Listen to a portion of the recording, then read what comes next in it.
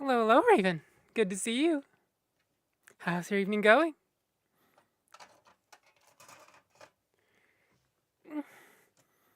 Huh, it's good to finally be live.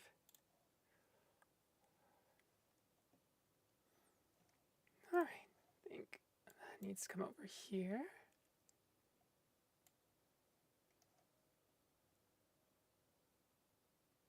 There.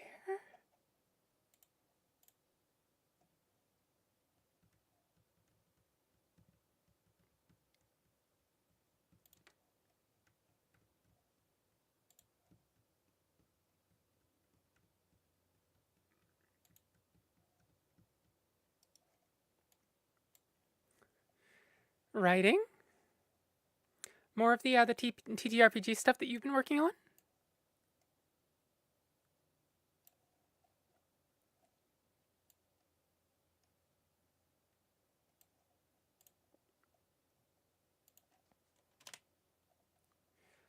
Let's see. Compression and EQ. There we go. Voice is going to sound slightly different from my gaming streams, but hopefully that will cover violin stuff. Unfortunately, I have to put different filters on between the two. So, working on the player guide. Let's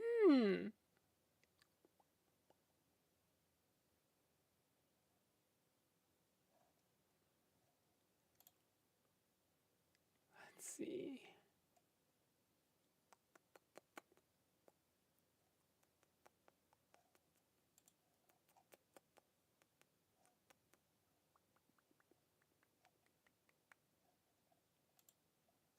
All right. We're good to get the violin out and warm up and then start playing. We don't have too much time tonight, unfortunately. We've probably got 2 and a bit hours tops, really. It's going to feel weird doing a 2-hour stream. Pretty much everything that I do is at least 3 hours, sometimes up to 6.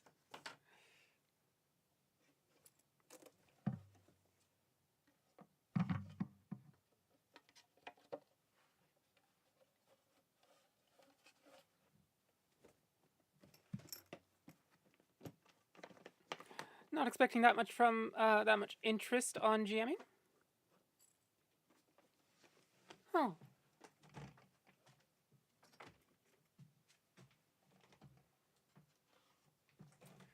So you're mostly focusing on the player book instead of the GM book? Sad to hear you're short on time tonight. Yeah, unfortunately, it's...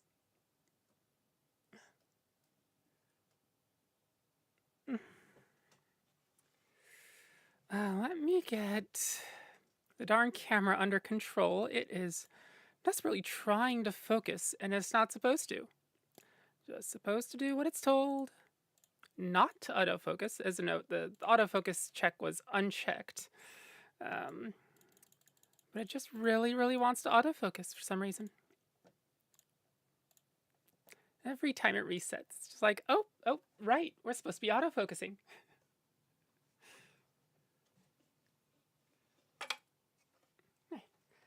Let me, right. Down here.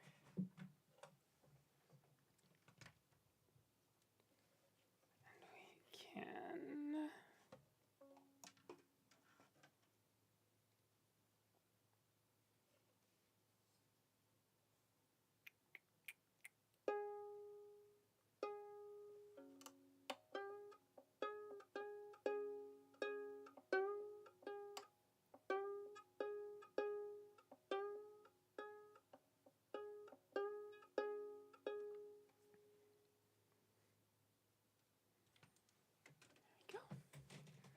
All right. You're right. I think there's more interest in actually playing. Yeah, it's...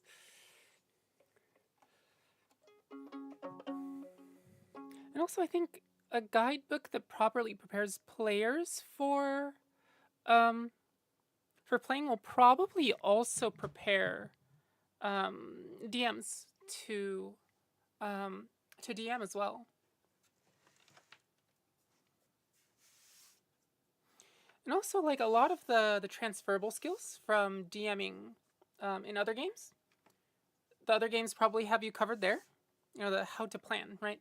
And then beyond that, it's just a matter of knowing the rule set for your game. And that, I imagine, is covered by your player handbook, right? Where do I have... There we go.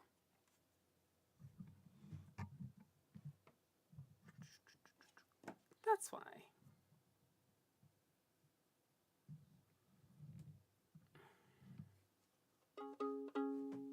Oh.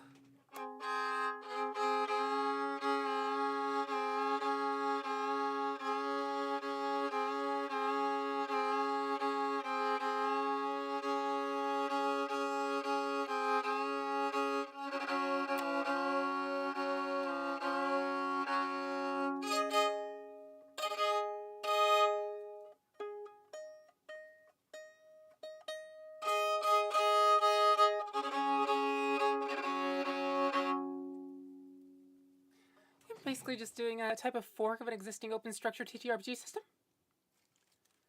That definitely makes at least shortcuts a few things, which definitely can be nice.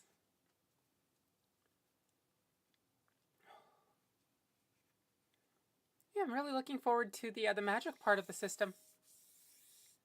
So that's where my interest and focus tends to go.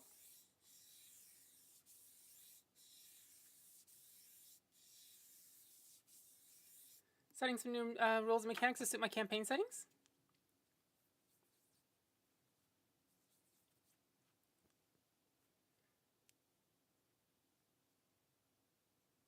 What sort of rules and mechanics?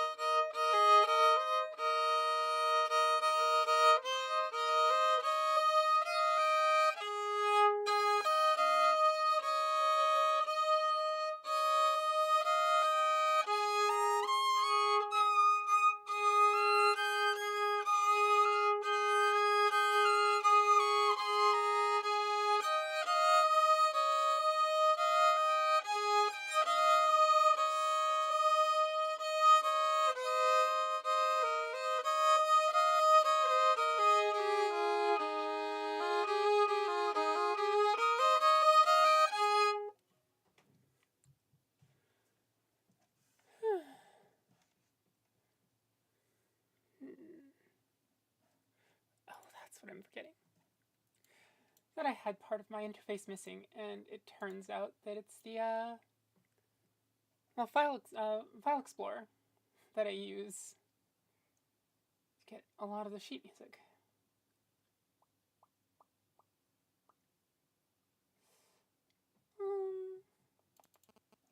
Let's do Southern Village. This is a piece from Legend of Zelda Echoes of Wisdom, which is the newest one. And it's actually my own arrangement, this one.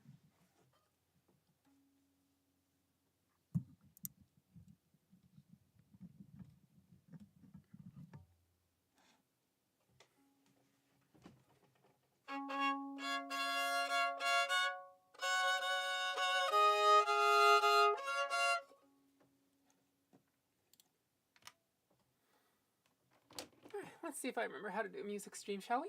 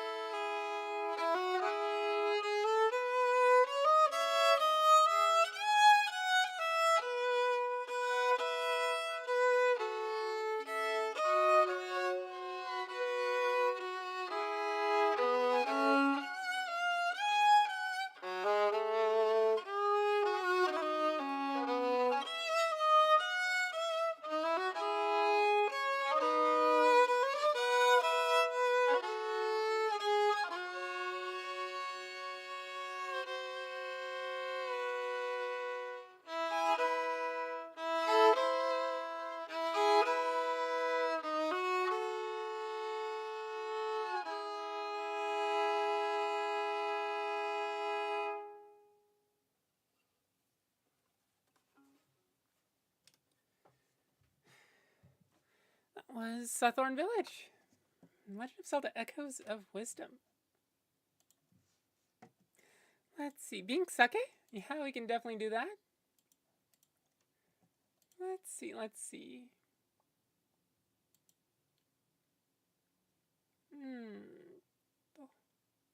Right, that's a memory item. Okay. For example, you know that in D&D 5e, there's a selection of feats your character can choose, and they provide advantages in some situations? Yeah. Oh, thanks for the claps. Is it Gim or Jen?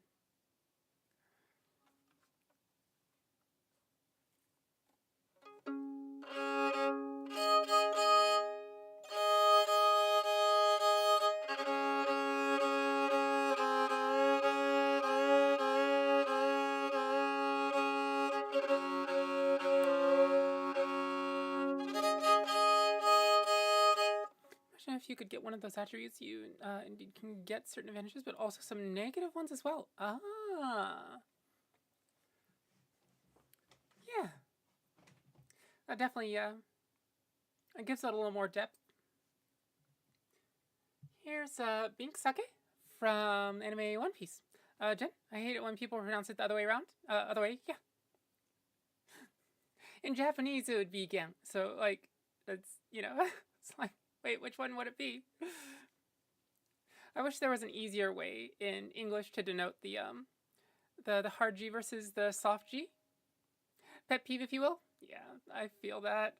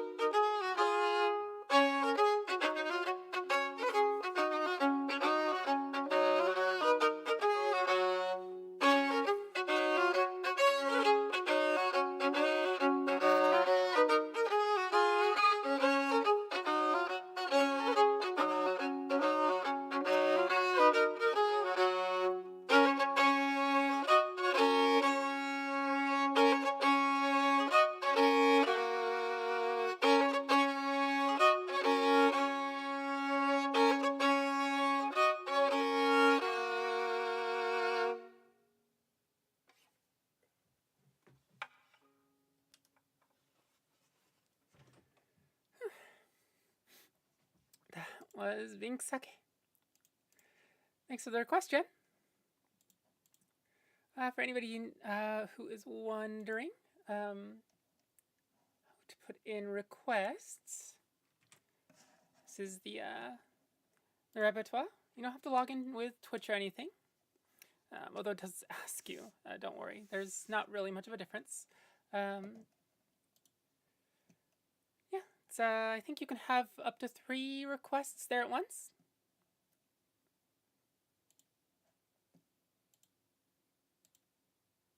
Yeah, don't hold back. Just goes all up here.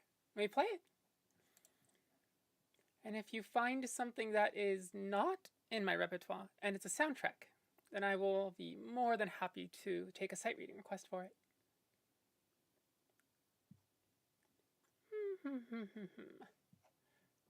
What shall we play?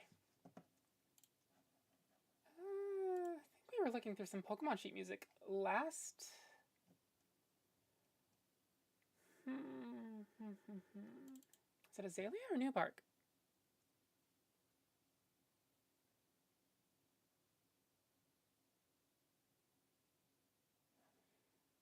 Must be Newbark. There it is. Also, try to adapt the stress mechanic of Darkest Dungeon if you can If your character could surpass certain stress limits, you're going to be tested by rolling some dice and either something good or bad. Ah. So yeah, stress being opportunities for growth or for injury. Imperial March, solely because I'm curious to see how it sounds on a violin. Let me play New Bark Town from Pokemon Gold and Silver first, and then we'll do Imperial March.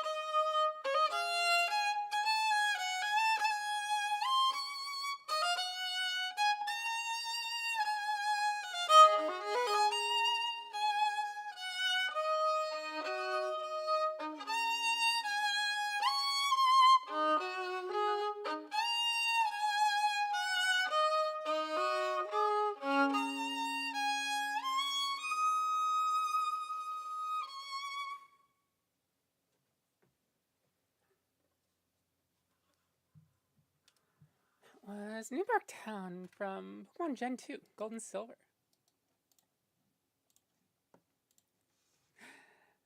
Hi, Luna. Yo, music stream? Yeah. Finally. Alright, so next is Jen's request for Imperial March. Wait, Luna, is this your first music stream? I think I haven't had a music stream for maybe a week and a half, maybe a little longer. Yeah, I think so. Oh, that's why. So basically, I just play soundtracks.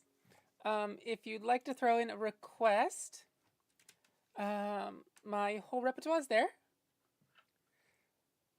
You can either use that to request it, or you can use the !SR command. !SR space, and then part of a title. Also, if you have soundtrack pieces that you like but aren't in the repertoire, I'll also take sight reading requests for those.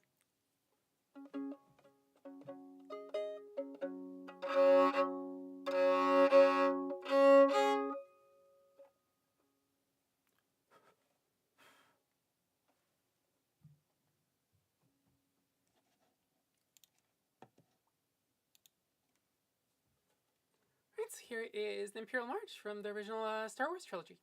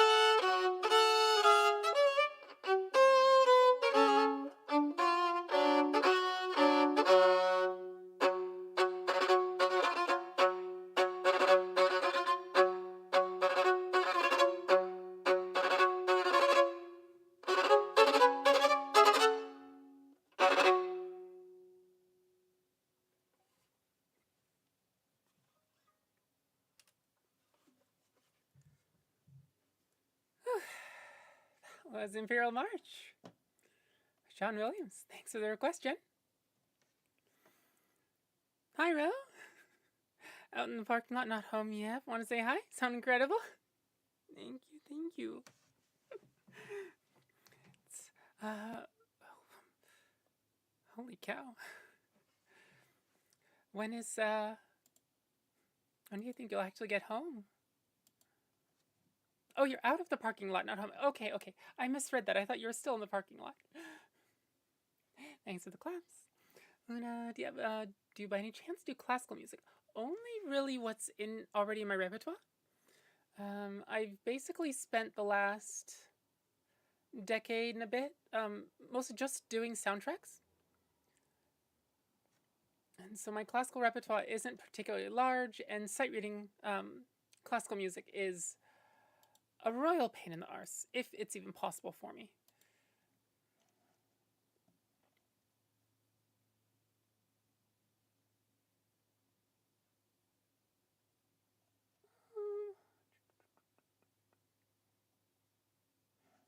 That said, in my repertoire, it'll all be under classical. There's some Bach in there. There's, what do I even have?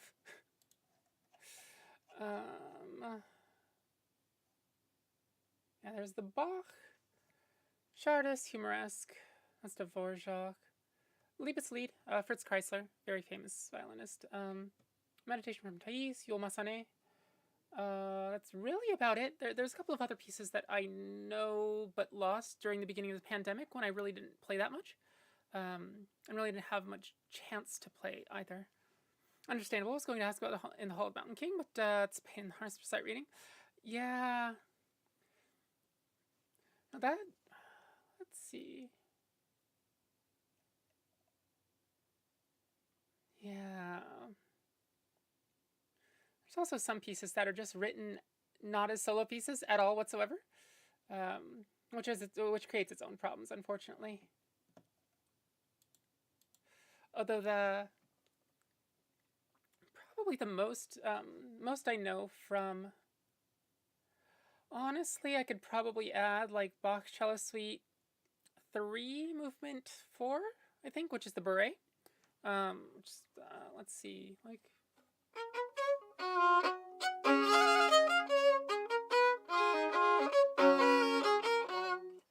That one I know.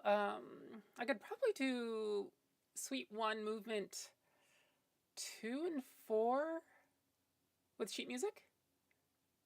I don't remember what Movement 6 is. But yeah. Not too many more, unfortunately. Pirates of the Caribbean. More Big Sake. Oh. I guess you just barely missed it, Luna, when we played it last. Do you mind if I put Bink Sake out another like 3-4 pieces?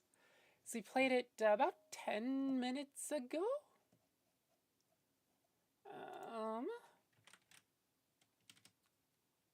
Bink Sake was played 10 minutes ago. Thanks. All right, so Pirates of the Caribbean. Let's see. Memory.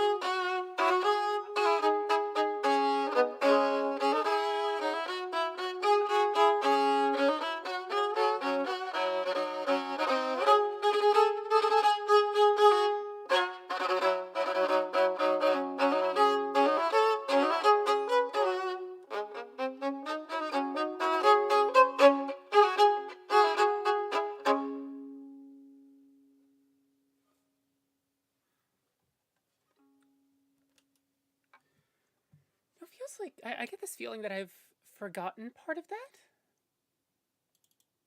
It doesn't feel as long as it used to be. Unfortunately, that's a memory piece, so I just can't just go back to sheet music, which sucks. Let's do a little bit of Baldur's Gate 3, shall we? This is the power. This is based off of the vocal version of the power. It's one of the main pieces from Baldur's Gate 3's soundtrack. And also, it's an arrangement that I've made myself. So I think there's pieces like this, Southern Village from Legend of Zelda Echoes of Wisdom, Ancient Stones from Skyrim. Pieces like that I have custom arrangements for over on Coffee. So yeah, definitely check that out if you'd like. There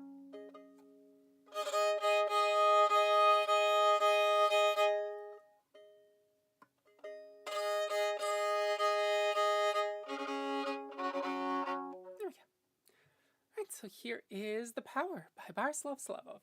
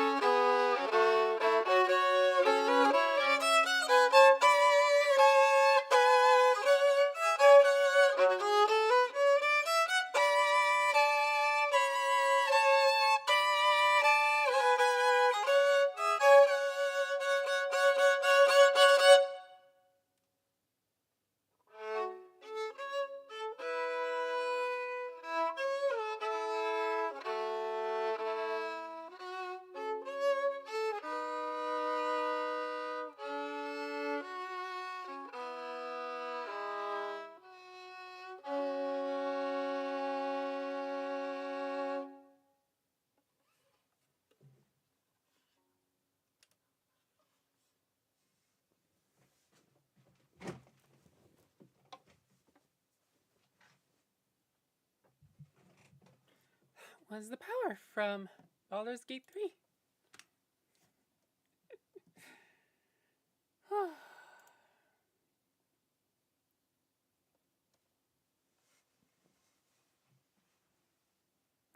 Alright, let's see. Which window is what? Okay, that's what that window is.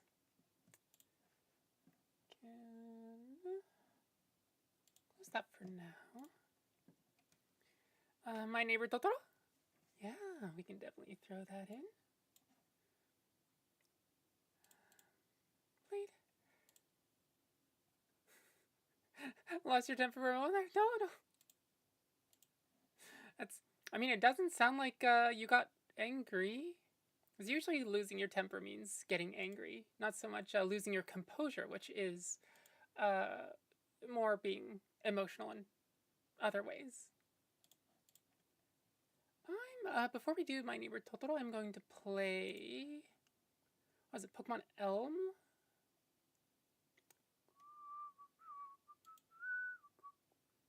Yeah, that's the one. Love the plush on the Pokeball. Little octopus. Unfortunately, I used to have 3 of them, but I've lost 2 since, which is really sad.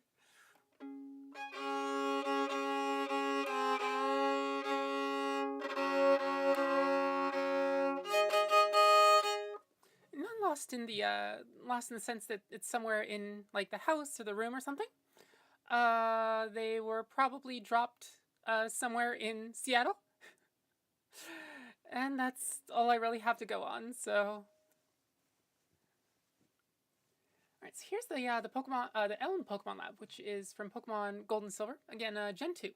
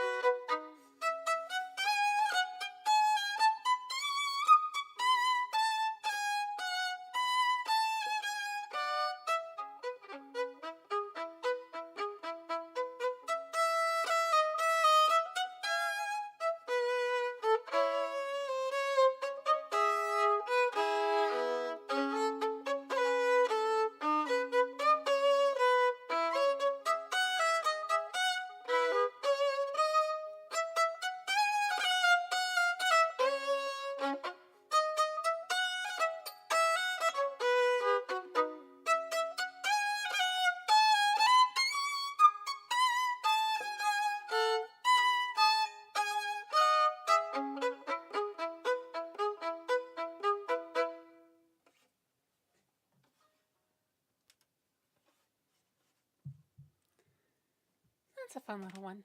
Still undecided on whether I want to actually put it in the repertoire or not, but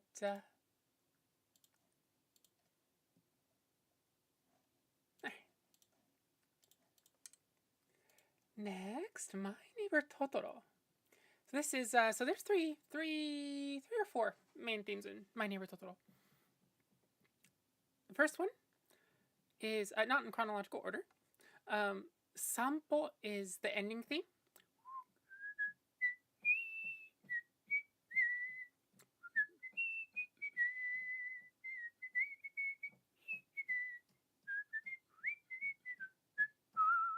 Right? And then there is my neighbor Totoro, which is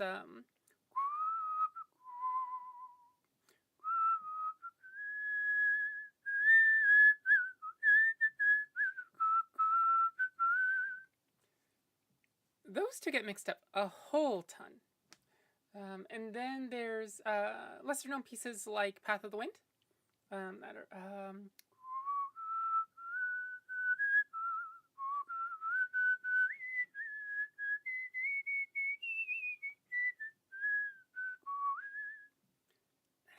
there's like one other that's well known, but I don't remember it, unfortunately. But My Neighbor Totoro and Sampo are easy to get mixed up. So hopefully this is the one you want, Luna.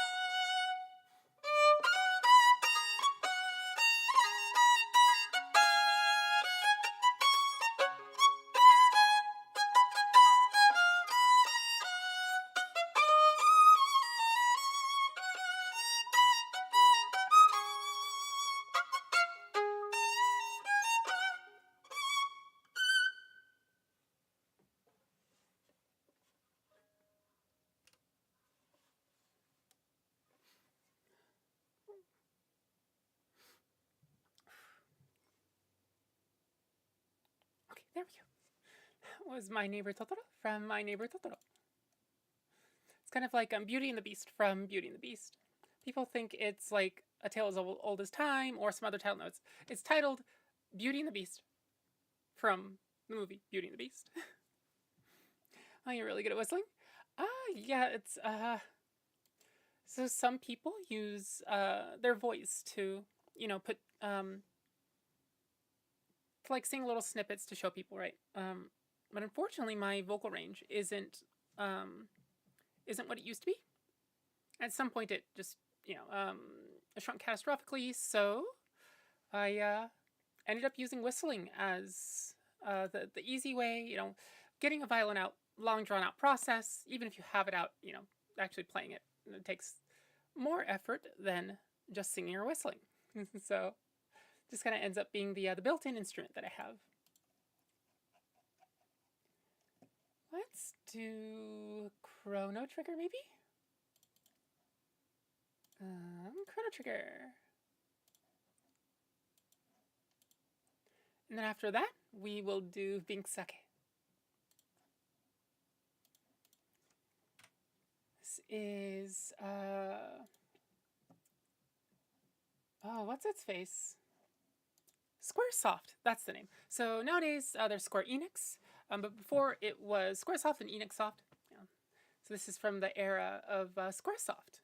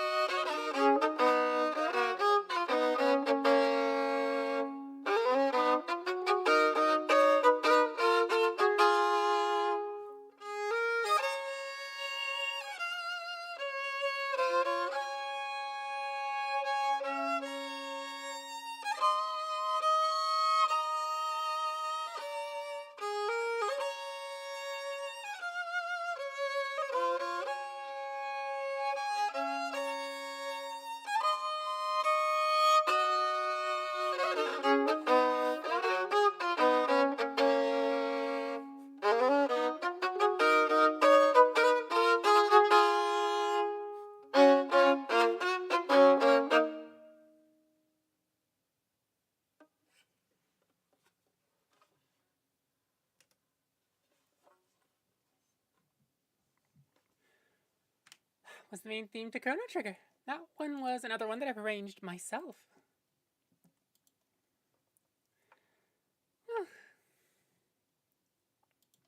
Let's see. Jan, had to double check if it was the one I liked. Wasn't sure about the name for it. Oh, let's see. I can probably edit in. Is it Carrying You? That's the English title?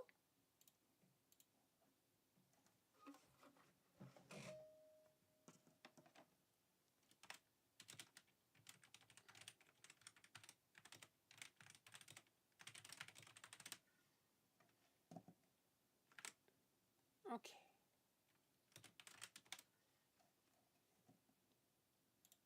There we go. All right. Should make it a little easier in the future. Next up, we'll do Being Sake, and then we will do Kimi wo nosete from Laputa Castle in the Sky.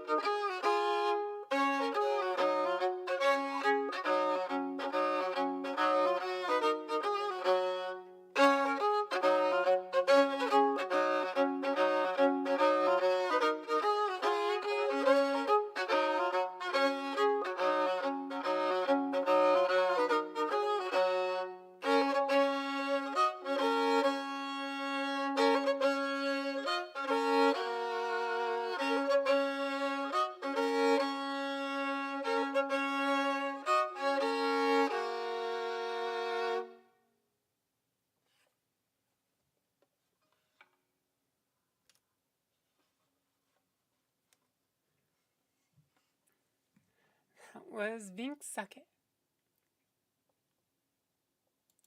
Thanks for that request, Luna. Being Sake is that one song that constantly makes the One Piece community go, ah, is this a lore or is this just music? Right. Probably lore? Probably. If I was forced to bet on one or the other, I would bet lore. Musical lore, yeah. And also, like, music is a really, oh, a fairly reliable way to pass down memory. Um, Passing down stories is one thing, but music tends to be harder to forget. You'll oh gods. So there's people that have like things like Alzheimer's or various memory issues. Um, that when it comes to music, their memory is still fairly sharp. Things like being able to remember for anybody that did ballet, right? Being able to remember the body movements, or even as musicians, right? Once the memory gets triggered, the fingers start going. Like a lot of times, this hand doesn't take conscious thoughts so much.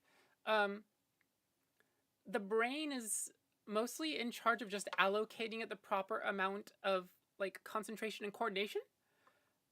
And otherwise, the left hand does its own thing. Really, both hands.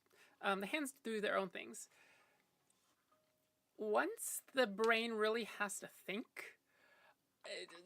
chances are I'm not in a very good spot. I would say lacking practice, but also just like,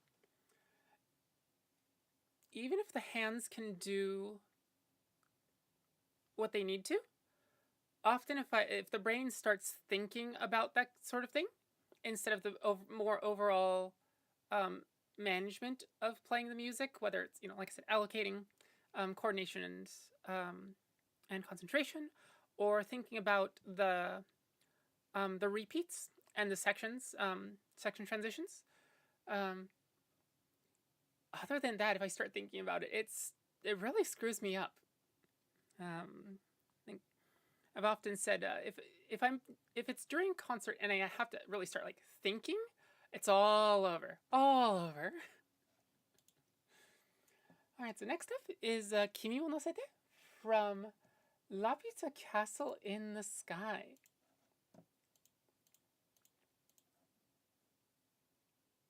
Is that a memory item?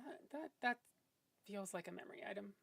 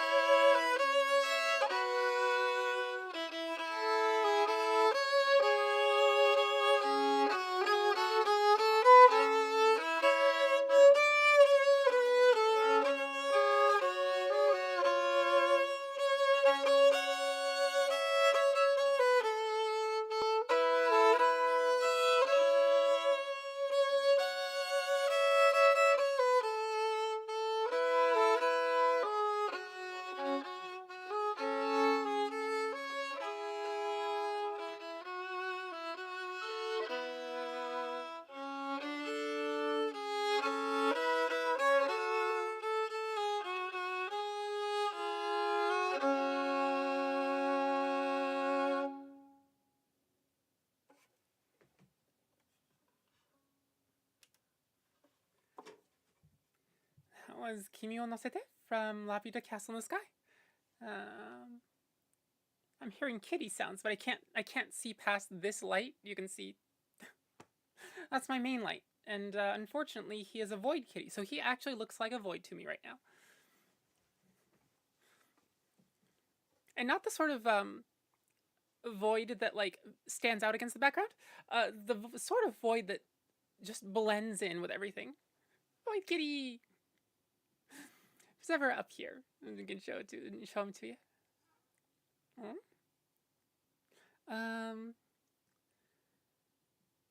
Sucks that there's no other One Piece stuff for free on Google. Do you mean like sheet music for One Piece music or something else? And then see the thing is, lyrics have been strangely accurate to the story, which is why it keeps being brought up. I thought was cycling and got back into it after like 5 years of not doing it. And it was like, wow. I remember this shit. Started thinking about it, crashed out so hard. Exactly, right? It's actually back in any bits? I had about 5 years of my life where I actually stopped playing violin. But for various reasons, got dragged back into it. And I remember, yeah, it's the body really does remember, even after 5 years of really not playing it. Yes, miss.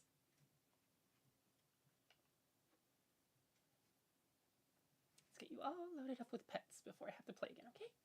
Okay. Can you hear Kitty? So sweet sounding. She can be angry a lot of the time. Yeah, sheet music, because I tried finding stuff, but they all cost money. Yeah, often it can be behind paywalls. Because of that, I tend to try to give like all of my arrangements that I have on Coffee. They aren't behind the membership wall or anything like that. It's just in the account profile. It's like, hey, here's a link to my whole library of arrangements that I've done. It's like growing up, I'd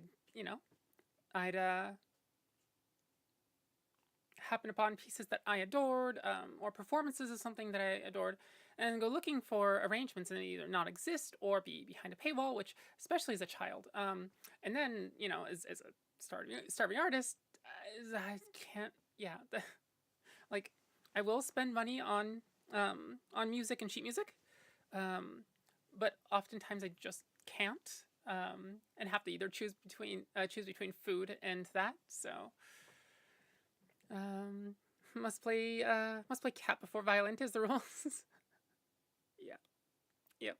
And if I don't, she will be more than happy to complain about it. And that's it. I think might be some stuff on places like MuseScore. There might be some sheet music from One Piece. Also,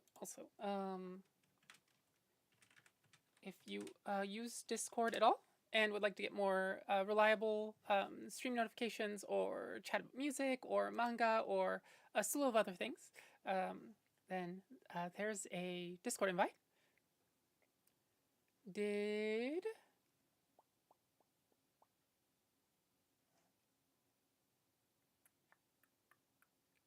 What's Nightbot there? Is Nightbot not working on... No, it is. Okay. I was just showing up weird on my interface. And before we go too much farther, let me do a 3-minute ad on Twitch so that we can get the pre-rolls off again. I won't play music in the meantime, so don't worry. Won't miss anything. See you in 3 minutes. And we can check that. I looked at MuseScore, but couldn't figure out how to get it to work. MuseScore. So aside from like the MuseScore files, which are music notation files, you can probably just go to, what is it, musescore.com? Just put a search in the search One Piece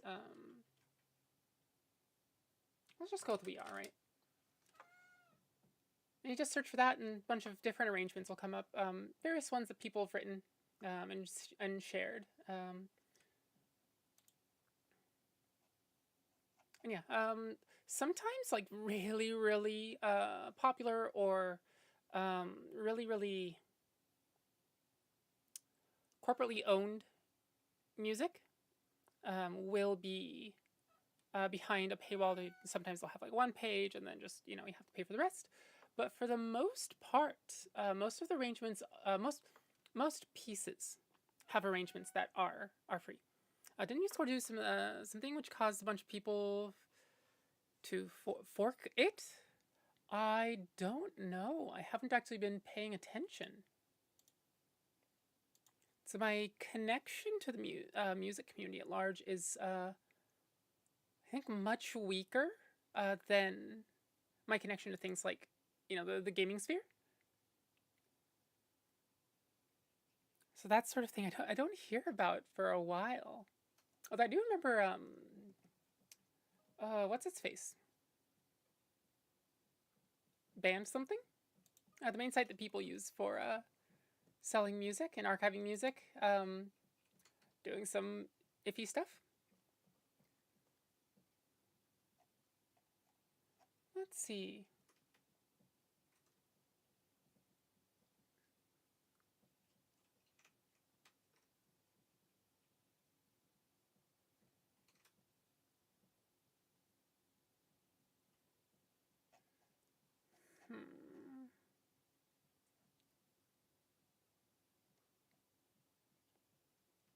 Oh, that's why. Yeah, unfortunately, so like for me, piano scores tend to be what I have to read off of, because solo instrument scores never give me enough notes to work off of, and scores, full scores, right? Are just I don't have a pedal for it, and so pedal for flipping between pages. And so I get stuck reading off of the piano sheet music, which tends to have enough notes, but often has too many, and just kind of gets muddled. It's half the reason I have the arrangements that I do. I think Chrono Trigger, the Power, pieces like that, maybe Ancient Stones too. The piano scores are just so messy and have so much extraneous info compared to, and also tend to be too long. I think the Power is 5 pages long in the version that I was using for a while, and then I arranged it myself, and it's like 1.8 pages ish. So having the custom arrangement is so nice.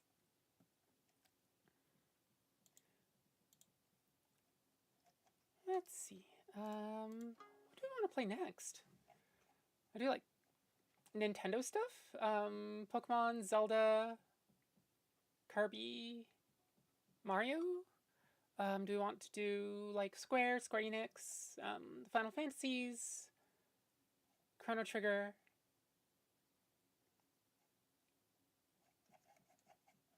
What else do I have? The Wii Shop theme. Oh, yeah, I guess I have to do the Wii Shop theme now. Now that we've, now that it's come to mind. We are obligated.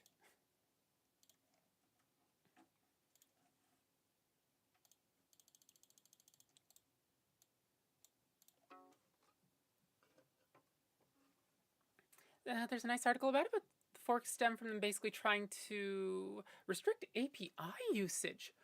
Interesting. Okay, do you know what the name of the fork is? Let's see.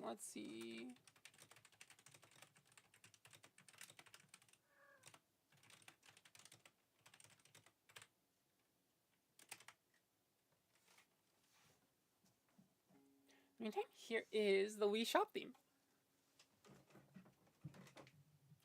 I just realized the whole restrict API usage thing is the whole reason that like Reddit also, right? Like last summer, or maybe the summer before.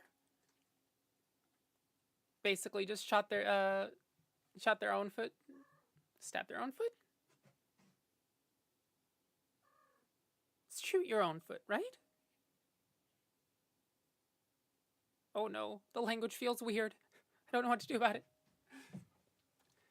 But Audacity was forked super hard after Muse Group bought it. Shoot your own foot. It's honestly, I don't even use Audacity because it's like, compared to tools like Reaper, it just isn't very good. We shop theme, right? I'm sorry, Mew. I gotta play. Gotta work. Gotta make sure that you actually have food in your bowl, and me have food too. I like food sometimes.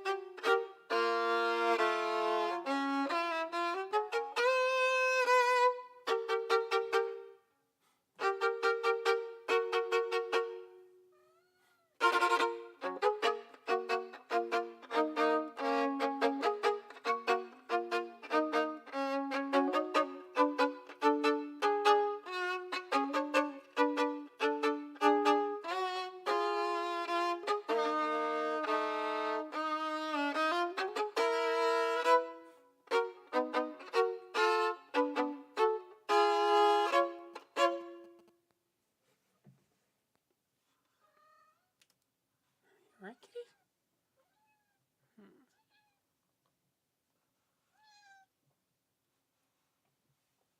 That was the Wii Shop theme. War, hello, hello. It's been a while. Welcome, welcome. Dark on a cute. Welcome to the stream. Sounds so nice. It's a fun little theme. Luna, Wii Shop took me back so hard. We also have another shop theme around here somewhere. Let's see. There it is. Oh, there we go. Let me play this the Zelda shop theme, and then we'll play When You Wish Upon a Star.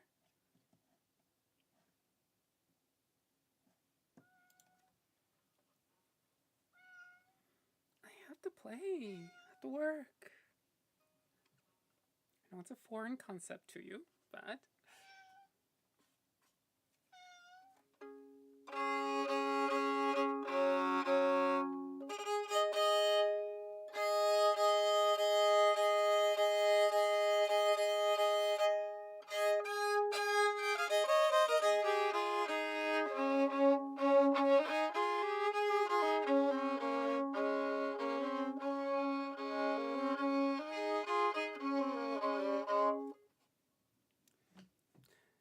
picked the kitty up and showed it on stream, more people would watch. They do sometimes sit back out here or other places, but or maybe just have the other kitty on the thumbnail. Would you like me to pick you up? Show your stream?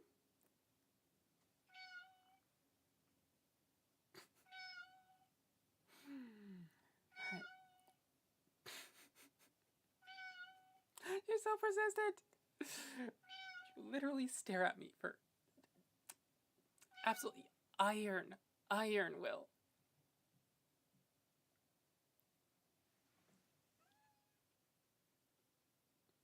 It's like, I will get my pets. And you will give them to me. Can you beat the viewers? Fish for users using cats?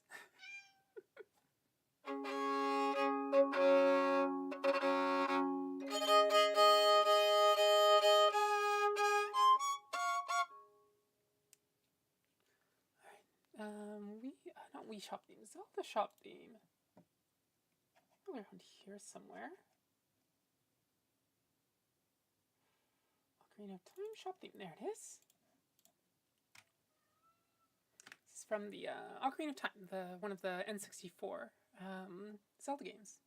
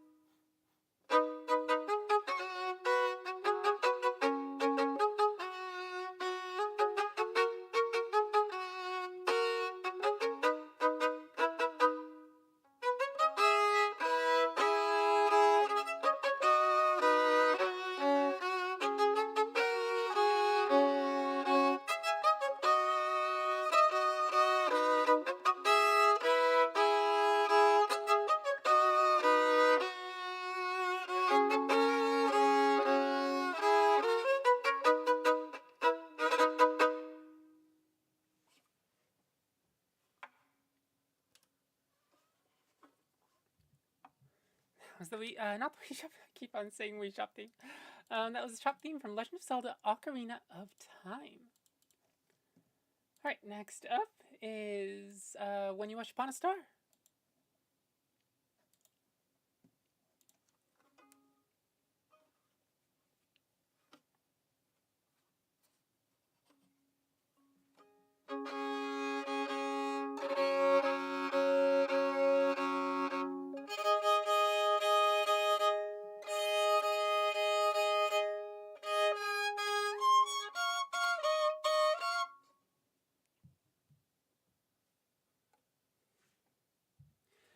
Luna, silly question, but do electric violins exist? Yes, they do. They absolutely do. In terms of... sorry, cat fur. So they have sort of the same properties as electric guitars versus acoustic guitars, and that playing them without the amplification kind of sounds sort of iffy. They don't have to have the body, which is effectively an acoustic violin's amplification, right? Right. They don't have to have the body be an acoustic amplifier, so they can actually be all sorts of shapes, which is really cool. Well, the ones that I've experienced tend to be heavier.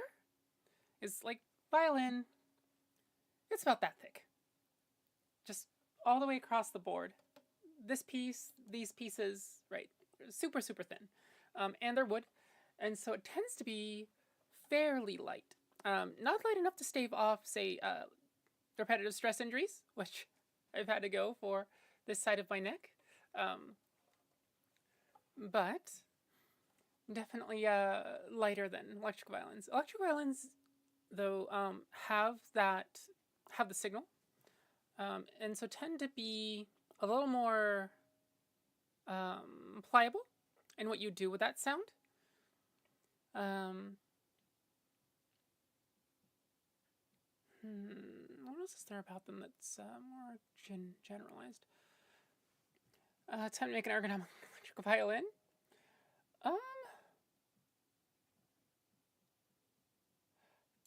I seem to remember one that has some sort of strap or something across this shoulder.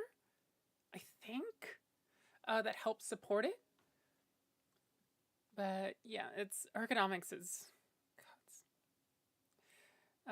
it's taught to us implicitly from a young age, right? Like with violin, this wrist is supposed to remain roughly neutral. It can flex this way and that, right? Especially when we're up here and we have to go like this, then you can see the wrist is a little bent. But on the whole, you can see that the habit, the muscle memory, is to keep it nice and straight, right? And basically, if you have it flexed one way or the other too much, you either get carpal tunnel or cubital tunnel, which you've at least heard of carpal tunnel before, right? Carpal tunnel syndrome. A lot of people get it from various things that we do with our hands. With violin, we were taught how to avoid that basically first thing, right? It's just a less, it's not taught as ergonomics, it's just sort of taught as form, proper form. Kitty? This one is Aurora. She's my toasted marshmallow. And there's some wild designs. Yeah. That's acoustic violins can't go too wild on the design. We sort of already figured out what really works as an amplifying body, right? Where in like all the various pieces of a violin, the nut here and the tailpiece here suspend the strings, right? Along with the the peg box, the pegs here, and you wind them up so that they have proper tension.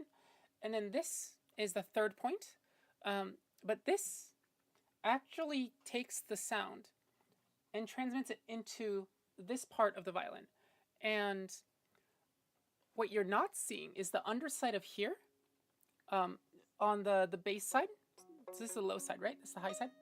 The low side here has, on the underside of this front plate, is something called a bass bar that runs along and transmits the lower frequency sounds. And then there is a thing called a sound post, just under usually this leg. The bridge has two legs on each side. They're little stubby things. But there's a thing called a sound post, which connects. It's sort of wedged in between the front plate and the back plate, and transmits this side sound a little better, and also takes the overall sound and transmits it between the front and the back piece. Peg box. Yep, this is the peg box. This is the scroll. These are the pegs. There's 4 of them. As something you push them in while you're like screwing them in, something like that. There's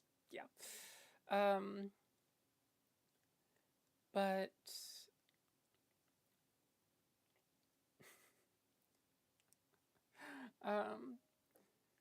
but in general, we've sort of figured out what a good shape for a violin is, and that's been honed over, a few centuries at least, really. So like for an acoustic violin, there isn't really much more we can do with the shape. The only real difference between, say, my old German violin, Sophie, and this is Pinkie Pie. This one's, I think this one's more modern. At least there's no tag on it, so I assume it's more modern. She's like 1883 German violin. So the front plate, nowadays the front plate tends to be smooth, even thickness all across, which we found tends to be the best for properly transmitting and amplifying sound. Whereas Sophie, the thickness between the center and the outside, the rim of the front and back plates, are different. It's, if I remember correctly, it's thicker on the borders here. Old German design, and it doesn't amplify the sound as much, and it sort of has this cloistered sound a little bit, but there is a richness to it. Like that's really about the only thing that we've changed. Oh, and the strings, the sort of strings we've used. Before, for the longest time, it was only gut, which is gut strings are usually sheep collagen from their intestines. These long strands of super sinewy fibers that are harvested, dried, treated, and then processed in various ways to make strings. For the longest time, we had gut strings, basically naked gut strings, right? And then we started doing metal windings. So violin strings will have a core and then a winding. On guitar strings, they tend to be, the winding tend to be round. And so if you put a fingernail across, you'll get this creak sound. With violins, the winding is actually completely flat. So you get these flat pieces of metal winding across. And Sophie's a German old lady, it looks like. Yeah, she's also the one that's responsible for this permanent hickey. So, yeah, that's a thing. She's old, but she's been with me more than half my life now, I think. But with the strings, so there's nowadays gut strings are gut core.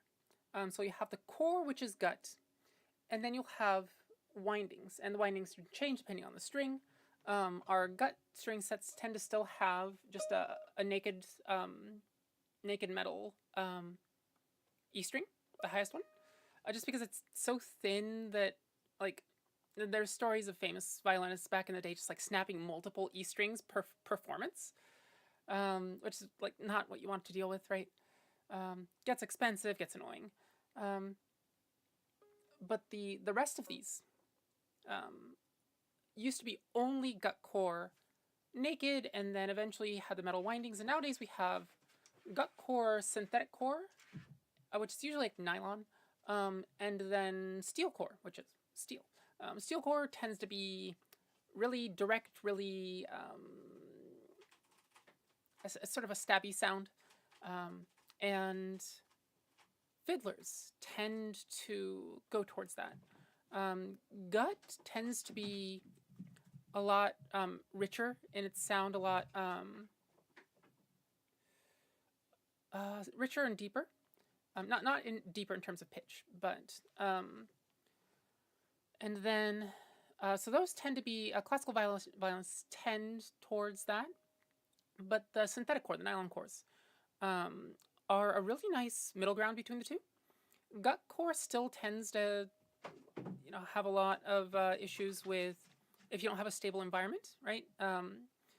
Then whether it's temperature or humidity or both, fluctuations cause fluctuations in the strings.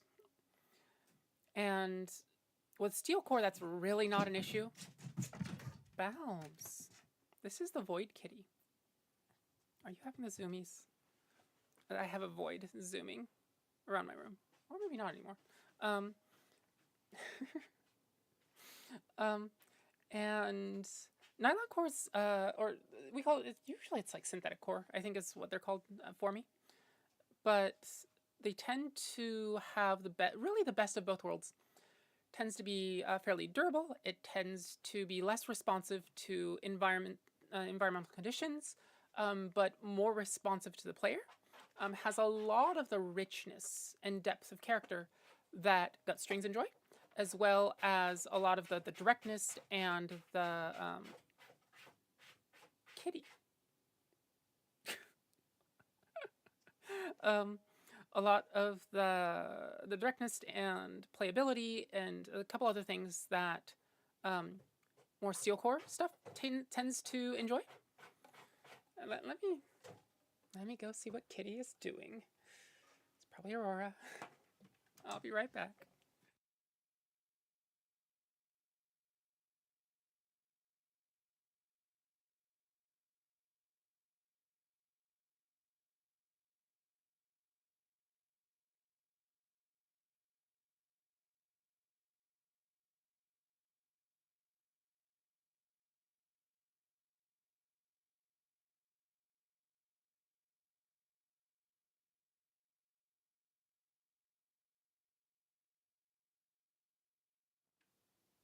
There we go. Yeah, back.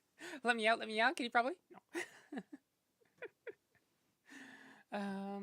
Probably wanting to be pet. No, that is a different one. That is Aurora, who does like to be pet, but more than liking to be pet, she doesn't yell at me from across the room. She just comes up to me, and usually she's the one that sits between me and the keyboard. Or on my lap if I like have a blanket or something, get her wrapped up in there. Mew tends to not like to be like really close to me, and so tends to yell at me for pets. Balbs, you probably won't hear him. He doesn't tend to vocalize much. Aurora, please don't go behind the monitor. That's where my camera equipment is. Balbs tends to just come up to me, usually here, actually, because I have a stool here with a blanket on it, but he'll come up and like put his paws up on the armrest here and like forehead bonk my shoulder. That's his favorite thing to do during streams, I think. All right, here's a reminder to everybody. It's been about I think an hour and a half-ish. I haven't really had much water, so...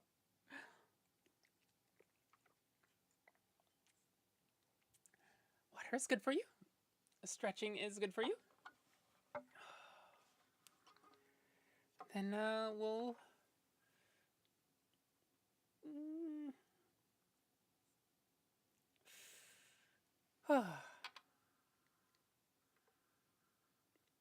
keep on playing. So when you wish upon a star, and then... What else do we want to do? Food is good for you too? Yes, absolutely. We all need fuel, even bards, it turns out.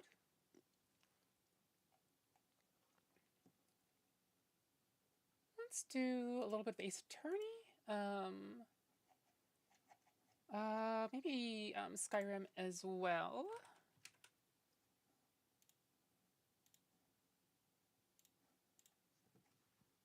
There we go. Parts need fuel. Yeah, it's horrible. It's really inconvenient. We also evidently our equipment needs proper maintenance too. It's God, who designed this, really?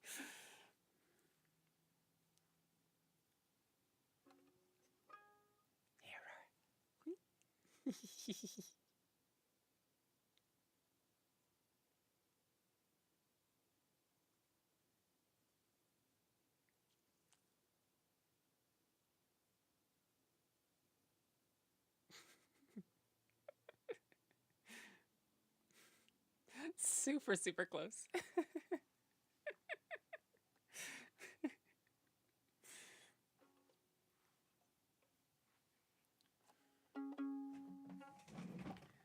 All right.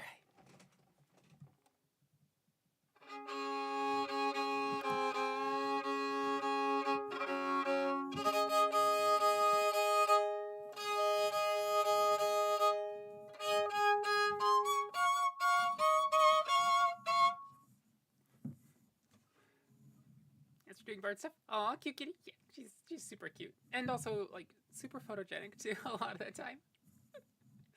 Every once in a while, I'll put my, I'll put a photo of her up on my social media account. Also, you could do that all stream unless here wouldn't mind. Just change the title to kitty petting stream. Kitty petting stream, parentheses, not euphemistic. I mean, for some streams, it's really pretty. Oh, thank you. Don't say you need for maintenance.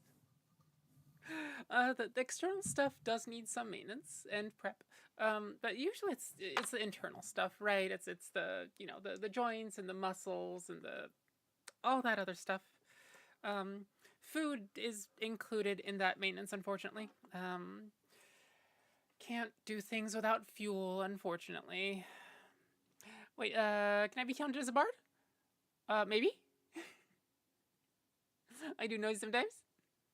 Yeah. Performers are bards.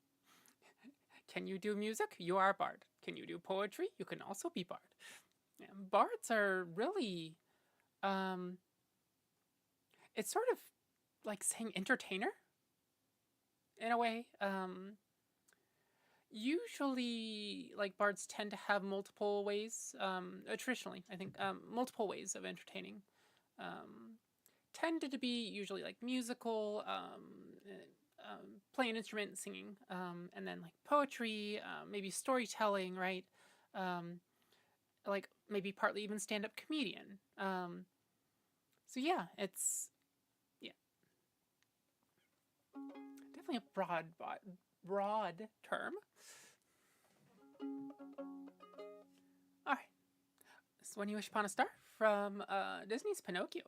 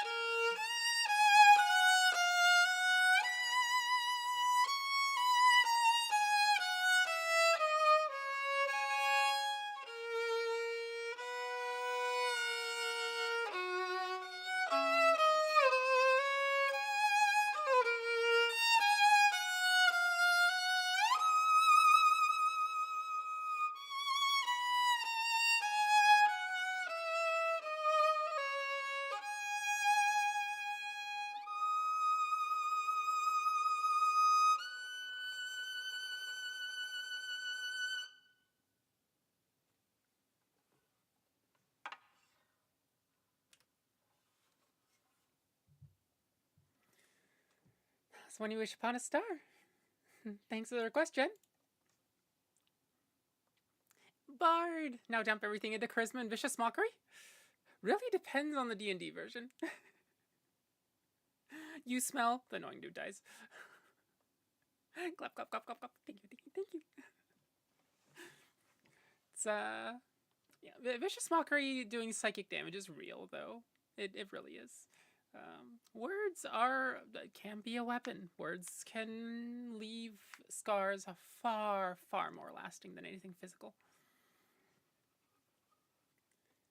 That said, in like D&D, so D&D 5th edition doesn't have, or does it? It does. It does. Has some skill stuff. All right, skill points. But back in 3.5, that system was a bit more fleshed out. They've simplified it since. And I always say that, like, so it turns out I have like a pretty decent number of points in charisma, but for like the first 25-ish years, I completely forgot to put any points into like diplomacy, which is really, really important for, actually talking to people. can confirm parents did that to me. Yeah, I feel that. Bard's gonna ruin your social life. Absolutely. Absolutely. Or they can make it.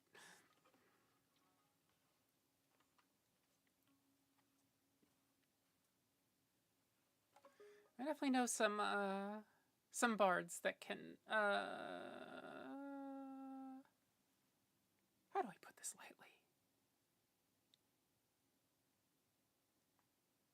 Talk very, very euphemistically about certain subjects.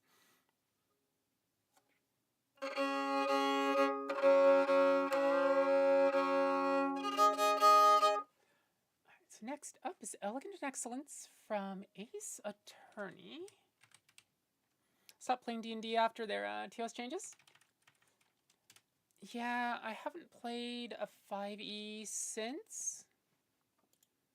I think the only real way I've interfaced with it is Baldur's Gate 3. Oh, there's the void. You can. Hi, Balbs. You need attention.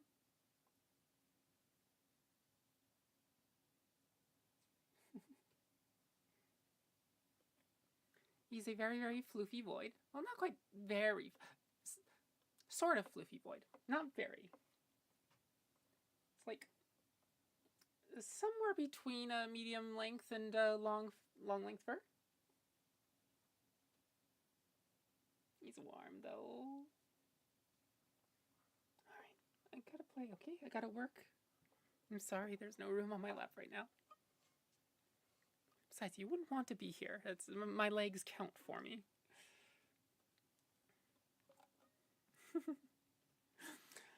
Void! So adorable. Mother, I require pets. Or I shall perish. And I can't use this part of my fingers because they have rosin on them a little bit. So I would literally just be picking up more cat fur. Alright, let's play Elegant in Excellence. This is from the Great Ace Attorney series. Oh, sorry, Babs. I've got to play. Got to work.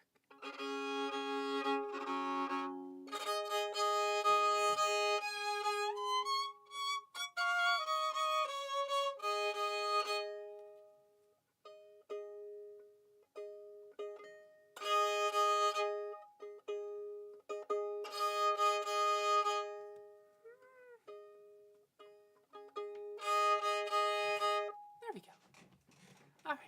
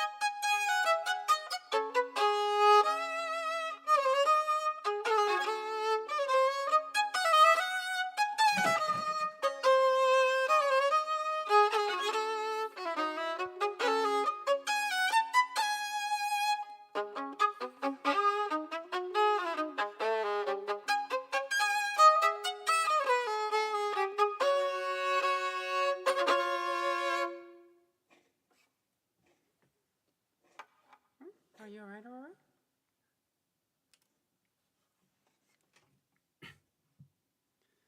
That was Elegant in Excellence.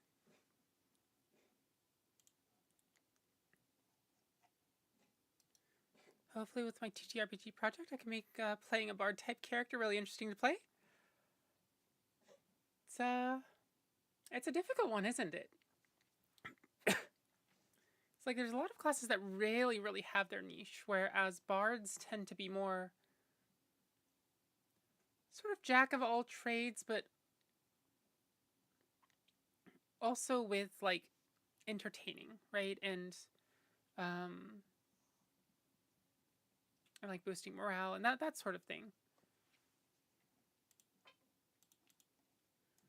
Like it can often be hard to represent those things in game, and then like creating those systems, fleshing them out, making them fun. Like they're all their individual challenges.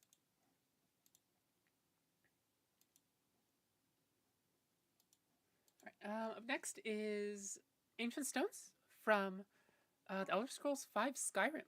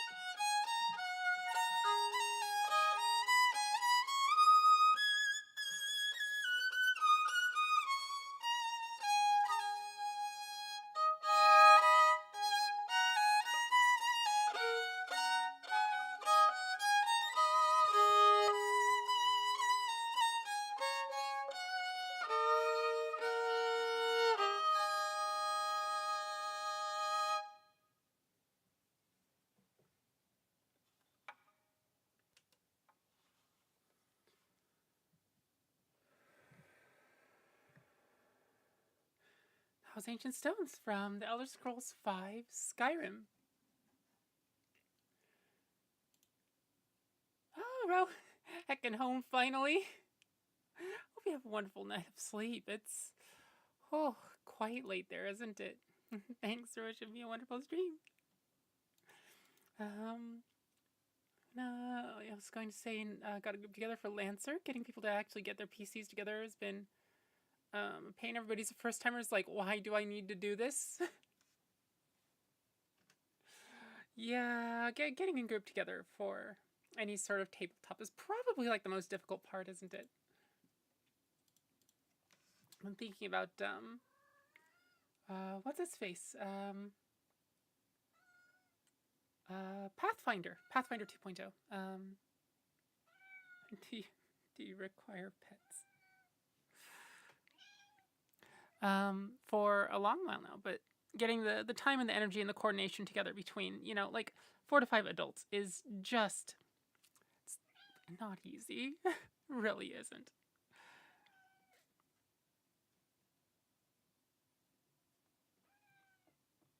Like, learning new systems can be really fun, right? Pathfinder's become so popular. Yeah. Especially during the, you mentioned the TOS stuff by Wizards of the Coast and whatever their parent company is, Hasbro. That was, I think, a year-ish ago.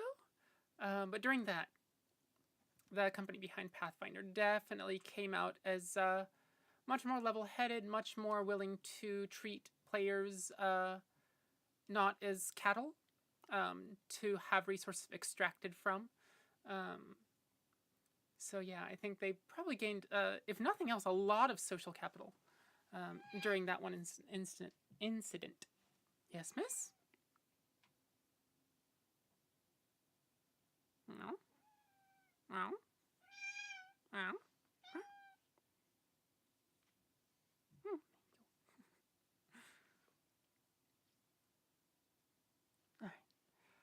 All right. Like how the kitty looks like, who the fuck are you and why is mother talking to you? I mean, I'm sure she's used to it by this point. You know, I stream, I do music streams 1 to 3 times a week, like average 2.3-ish. And then now, like, I also do gaming streams. Although with gaming streams, the setup's a little different. Have the PNG tuber avatar, which makes things a little simpler for me. And also, I don't have to like cut myself out of the background. I can just have the avatar without blocking anything more than necessary, right? A lot of good things about having an avatar versus trying to do webcam streams. Thought about doing a session 0, but like we're meeting once a month, and it'd be funner to get people together and dive right in. Ooh, yes, absolutely. But also, like, session 0 is super important too. Honestly, just having like a long day where like you have like, you know, the 4 or 5 hours that you want to play or whatever, and then like an hour or two beforehand of session 0, because like there are some things that are important. Sometimes house rules, sometimes just like expectations at the table. I know some groups tend to like really leaning into the crunchy, the rules and numbers and that sort of thing. Other DMs and groups tend to lean not fully away from the rules, right? Like the rules are the rules, and they're the foundation for a reason, but also lean much more towards storytelling and much more towards rule of cool stuff, and also being much more flexible with what the rules can do. Other times, it's literally just like, you know, little things like, hey, you know, the rules say, hey, you either get stats or feats. Can we just get both? That'd be really cool, because like often stats are just more powerful, but then that gets boring, right? Because the feats make the character interesting. So yeah, like, yeah, I don't know. There's a lot of important session 0 stuff. Part of it is just like getting to know each other, getting to know the characters. Speaking of, I mean, complete apropos of nothing, but I need rosin. I definitely need rosin.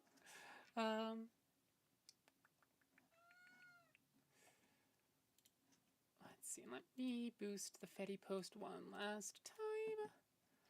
Currently, the only social media I really have is on Fetty. You might know it as Mastodon. Got the link in the description about page something. Unfortunately, Blue Sky, I wanted to use it, but the what do you call it? The company behind them has shown themselves quite willing to totally unban transphobes, like completely not, oh, they did a transphobic thing, a person who has created their public persona and image and around transphobia. So now I'm just kind of like, look, they're speed running and shitification. I don't really want to sink time into it. Luna found you through Fetty? Yeah. That's good to hear. Fetty is, like, if you don't like Discord, Fetty is another place where I put stream notifications. I also sometimes talk about music, sometimes I talk about random things, cats, but also heavier topics as well. Usually, pretty much almost always with appropriate content warnings. So everyone knows each other before we play. I'd like them to already have characters, so it isn't like sitting around and making characters. Yeah, absolutely. Actually making the characters before you do Session 0 is definitely handy to have. And also like talking through the characters, what their backstories are, how the DM might like handle certain aspects of the character. Also in terms of like what's allowed for character creation sometimes, you know? Some DMs absolutely, there are some things that some DMs just do not want to deal with for good reason. Been dealing with a guy constantly trying to make his backstory the one and the chosen leader.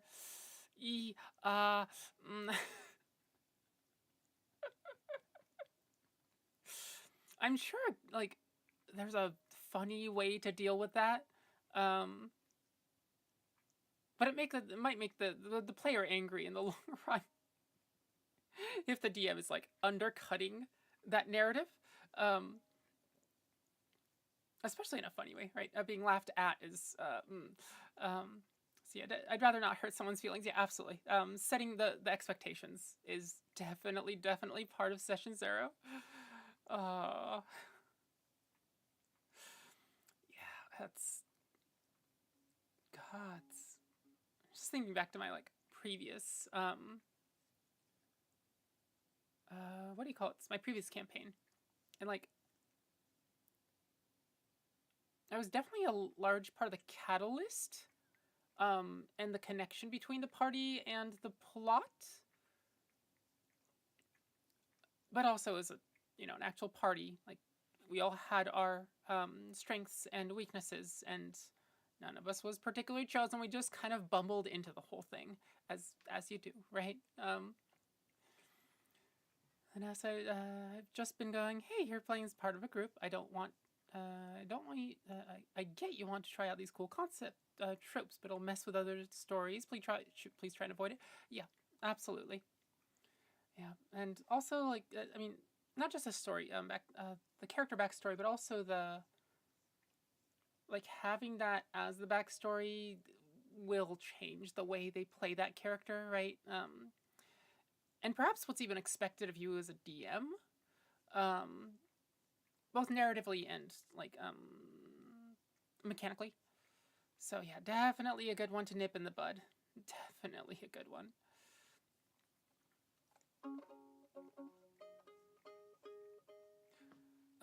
Let's do like oh gods.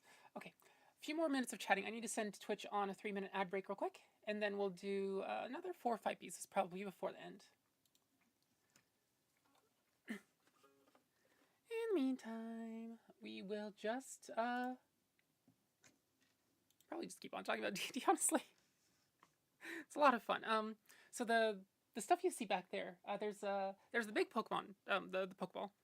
There's the little Pokeball. That's an odd shape. That's actually a knitted dice bag that I got at Geekcraft Expo, which takes place in various cities. And has a lot of really good crafters. But that thing is full of...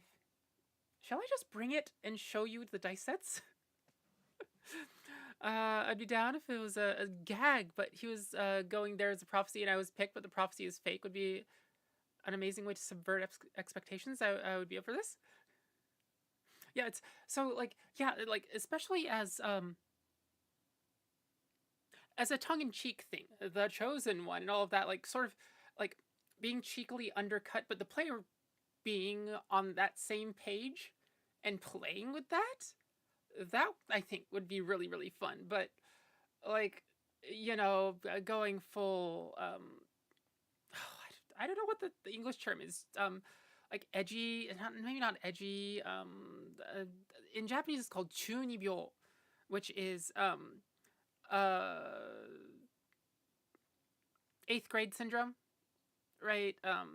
People are just getting into like, middle of junior high. That's at that point they'd be what, like 13, 14-ish years old, like trying to seem cool and sound cool and all of that stuff. And it sort of feels like an extension of that, sort of the self-centeredness. Gladly it wasn't like bad you suffered from it. Yeah, sort of like a natural thing, right? Like that's sort of that's why it's called chunibyo, because basically everyone goes through it just as part of character progression in a way, right? Like growth, right? As a human. And eventually sort of settle into being comfortable with yourself and not needing to be like, well, most of us do. There are some people that are stuck in that age in various ways. But also, like, some things are really cool, right? And so learning what is and isn't genuinely a cool thing. Oh, you two, can you not on my desk? Valves.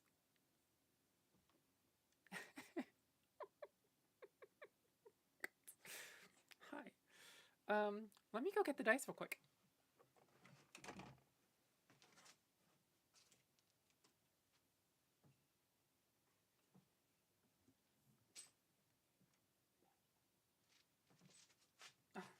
Valves.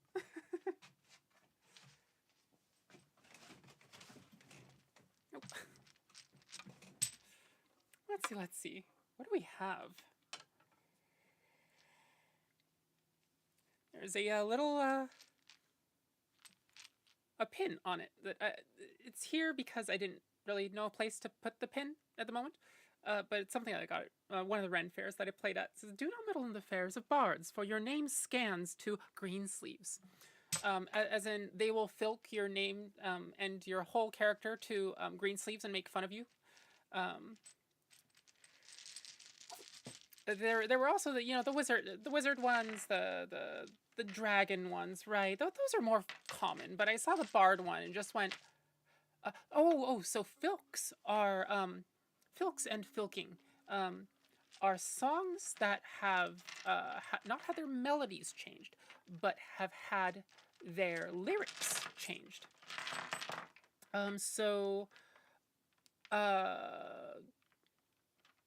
Straight. I'm forgetting a name real quick.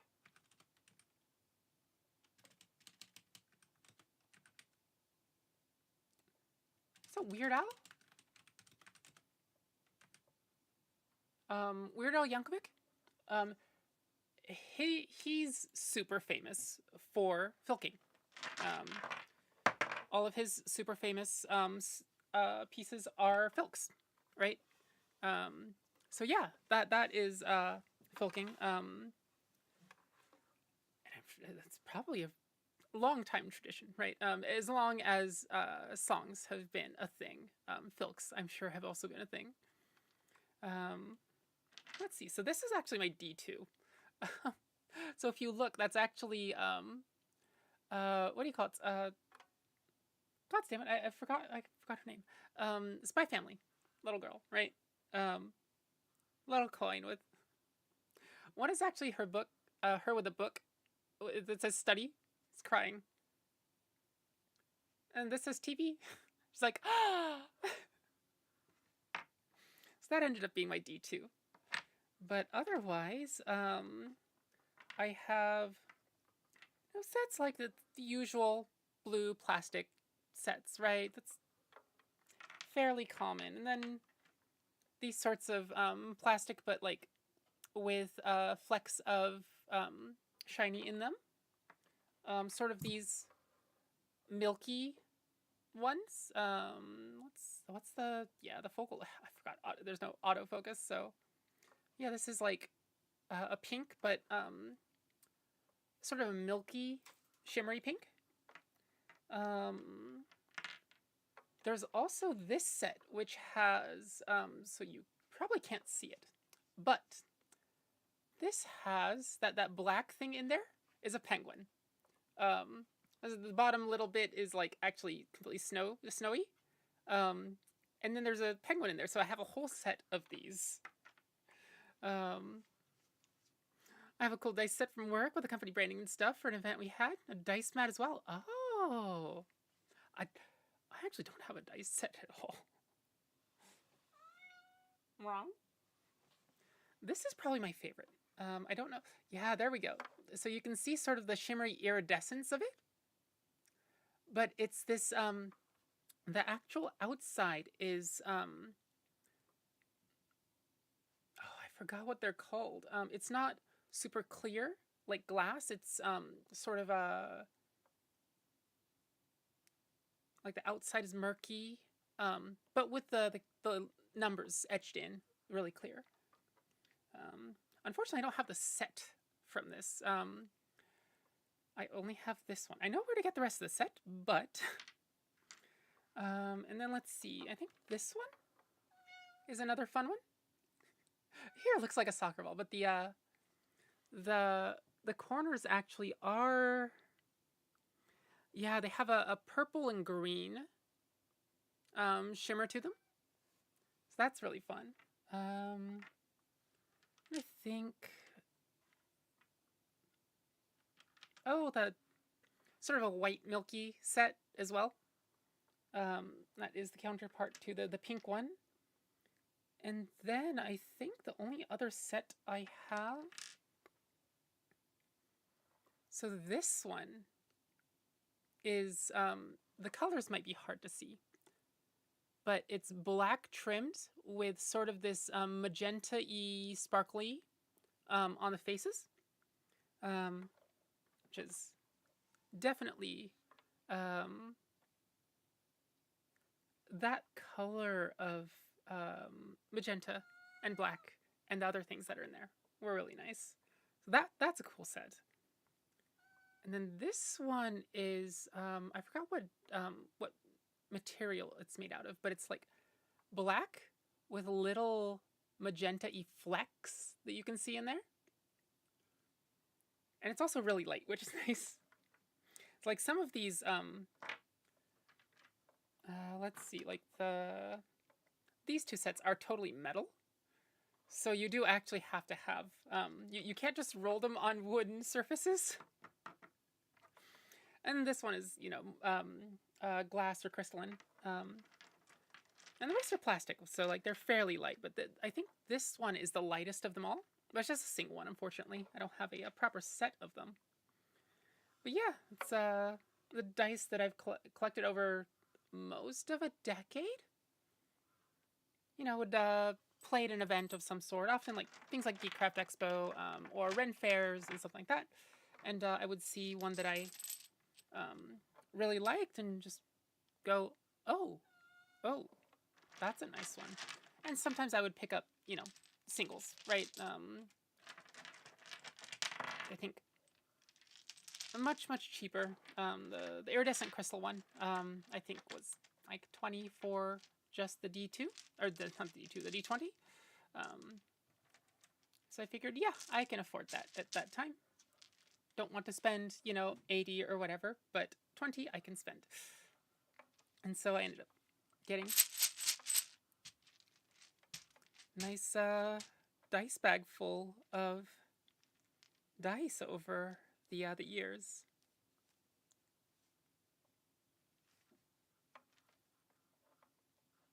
I'll just set that back over on the back there. Would love to own a dice set. Have to use digital ones. That's, yeah. We have a fun RPG channel in our Slack. Big group of people are RPG nerds. Oh, for your company Slack? Yeah. Boss is also a big fan. Has hung out a few times with us over it. always brings a beer and just DMs the fun sessions. Ooh, that's cool. It's like good DMs are hard to find. DMs in general can be hard to find, right? But like good DMs, both like it's a whole ton of skills, right? It's like managing expectations and then dealing with social things, dealing with players, but also how you do storytelling, how you do the mechanics, how you incorporate what the players' wants and needs with the game overall in various ways. Like there's a lot there to juggle, so it's really hard to. And then like fine tuning the difficulty as well. Like if it's a little too easy, it can feel really really easy. If it's a little too hard, like you can feel like you're party wiping every fight, right, or every other fight. And so getting players to the edge of their resources and just really, having them use everything they can possibly find to their advantage and eking out either wins or just survival, right? You don't have to win all the time. So like balancing all of that is just so hard. And like with D&D, because I played 3.5 a lot, I knew, and so I suppose that also goes for Pathfinder 1.0. I knew a lot of the systems, but knowing the systems as a player versus knowing them as a DM really feels different, right? The requirement for the depth and breadth of knowledge is quite a bit harder as a DM. And then like wanting to do that, right? I know one of my friends that DM'd really liked, was the sort of person that looked at a system and went, what can I do with this? What kind of interesting things can I do with this, including things like builds, right? And so a lot of his worlds were, what do you call it? Oh, Concrete O, welcome back. Would you, can you just give me the title? The song request is probably going to have to be sight reading of some sort. If you just give me the title, the soundtrack and the title, I'll look up some sheet music. Yeah, it's the link you sent just comes out as asterisks. Calling for Rain from Final Fantasy 15. Calling for Rain. 15.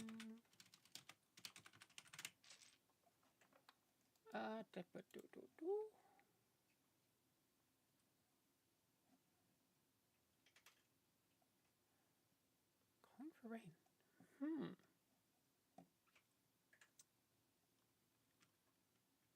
Let me look something up real quick. I'm not finding anything under that name, unfortunately, and the only Calling for Rain that I'm coming up with is by just some completely unrelated artist of some sort.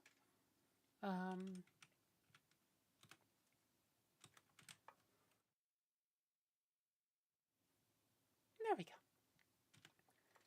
Calling for Rain.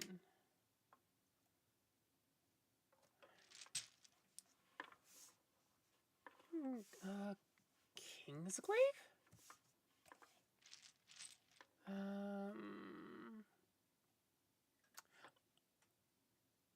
FF15 Kingsglaive. Calling for Rain. Okay,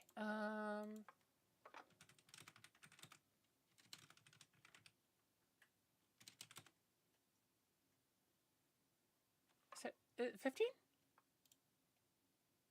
Yeah, 15. Okay,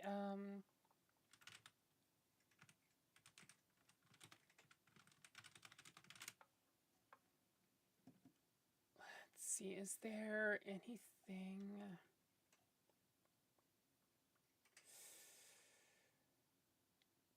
Doesn't look like sheet music for this, unfortunately.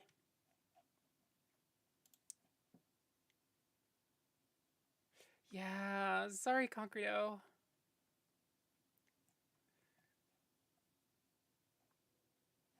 I think there's some other pieces from Final Fantasy 15, but not calling for rain, unfortunately.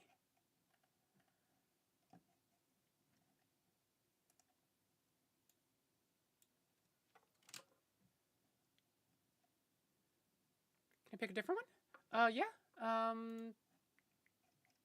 Kind of wondering if we have FF15. We don't. Why do we not have FF15? I'm fairly sure we have. Do we not have?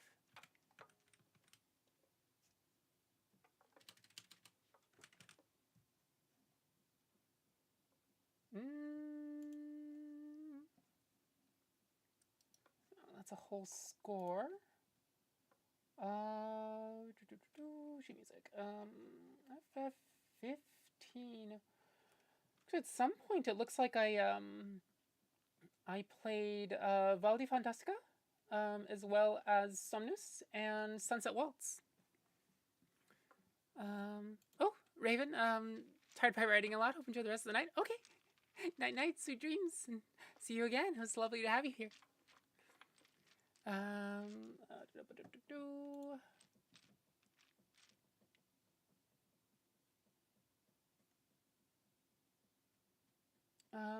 Again, Concreto. The link that the links that you send, they end up being asterisks because I don't allow people to send links in my chat, because phishing links are a way too easy way to scam people. And not like, I don't expect actual users to scam people, but you know. Sorry, me? No, octopus. Okay. Hello, hello, Otter. How's the stream going? Not too bad.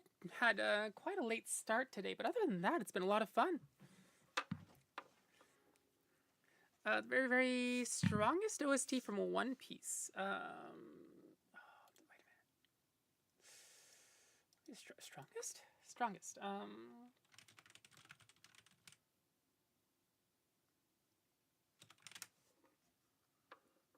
The very, very, very strongest? Interesting.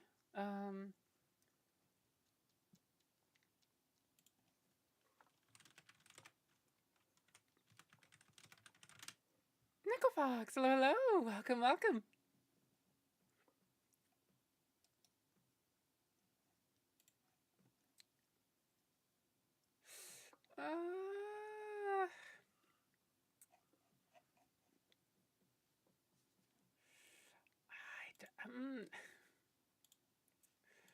Found a single piece of sheet music, and it's written completely in bass clef.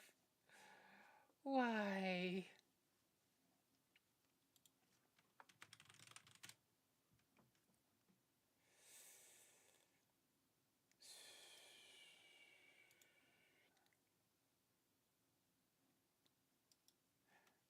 Yeah, sorry, Concrete. I do have the a few pieces from FF15 if you'd like to pick between them. So I seem to remember Valdi Fantastica being pretty darn good, if you care for it. Although I think there's some awkward page turns. Yeah, definitely page turns. Would that be all right? Also, for anybody that's wondering, this is the repertoire list if you want to make requests. And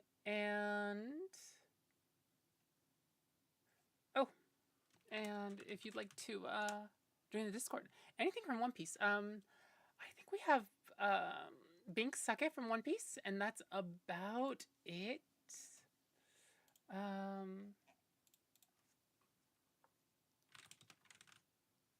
Yeah, I think Bink Sake is the only one we have from One Piece, unfortunately. Bink Sake is great? Okay, that works. It's actually the third time that's been requested tonight. It's a popular one.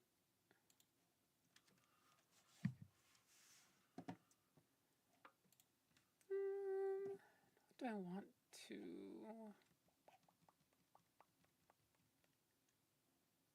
Maybe Merry-Go-Round of Life. It feels like I haven't played Merry-Go-Round of Life in a while. And... there we go.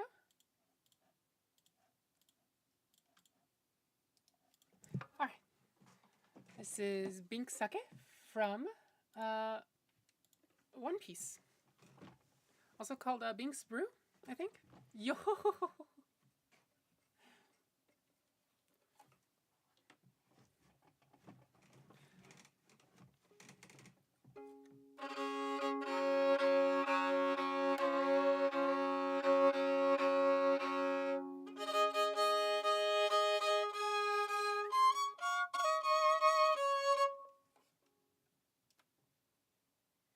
Aurora, the mic needs room. There we go.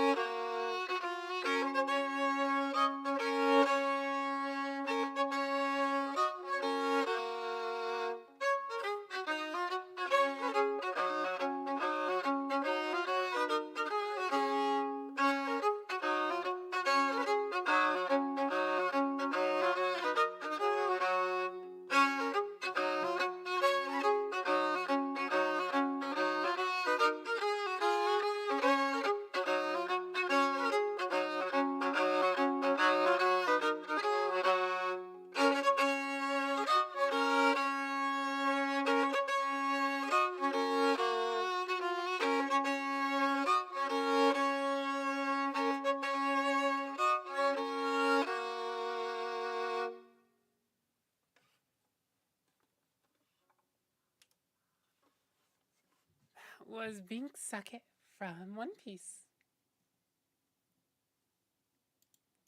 Thanks for that request, Concrete. Concrete O. Just O. Fire. Let's see. Merry-Go-Round of Life. Resolute's Comet Observatory. And then we'll go from there. Alright, so. ありがとう。どういたしまして。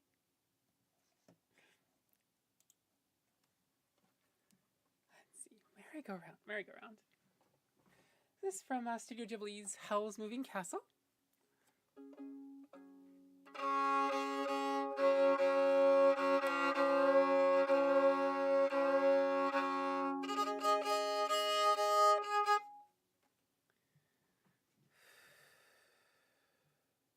Here's the Merry-Go-Round of Life.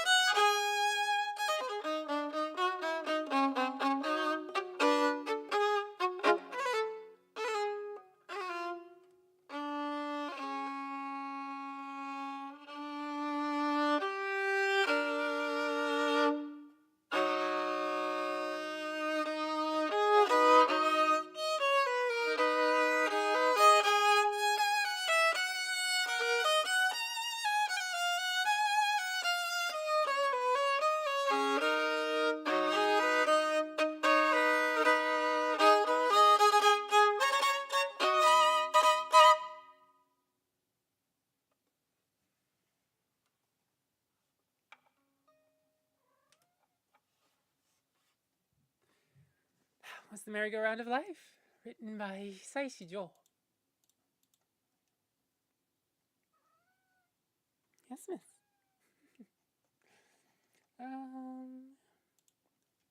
Where is...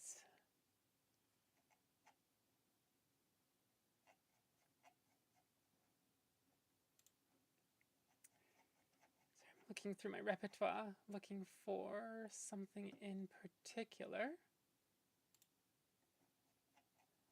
Oh dear, oh dear. Okay. There we go. There's the right sorting method.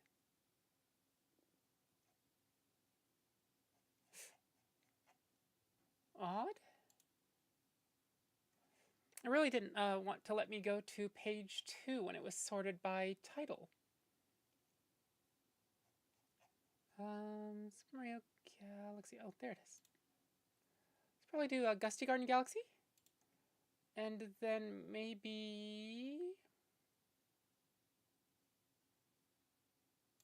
menu 1 from Smash, and then the ending theme, which is the Super Mario 64 staff roll. There it is.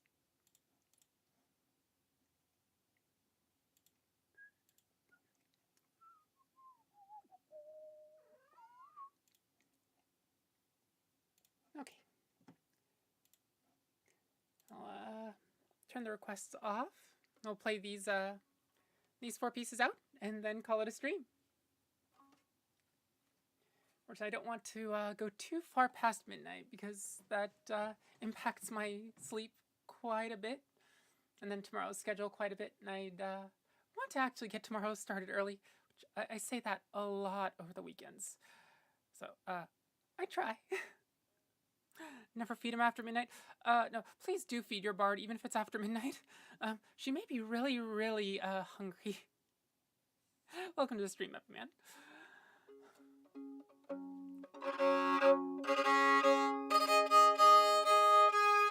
Welcome back to the stream. Back to the stream.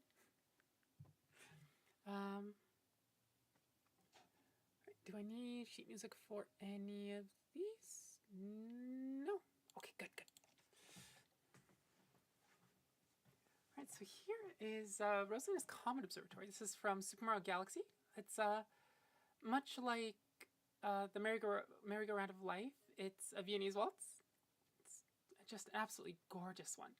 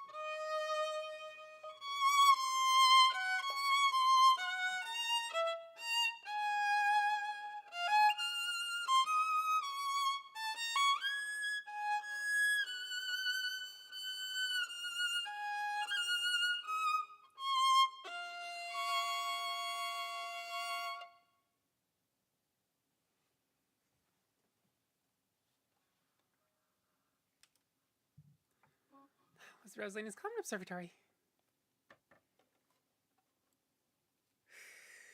The next one is from the same game, Super Mario Galaxy.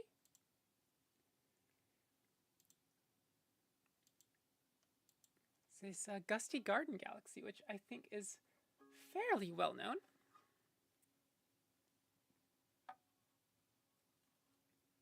Possibly even more than Rosalina's Common Observatory. There we go. Common Observatory tends to be her theme in other games. I think Gusty Garden Galaxy just has so much more maybe energy to it that a lot of people like it.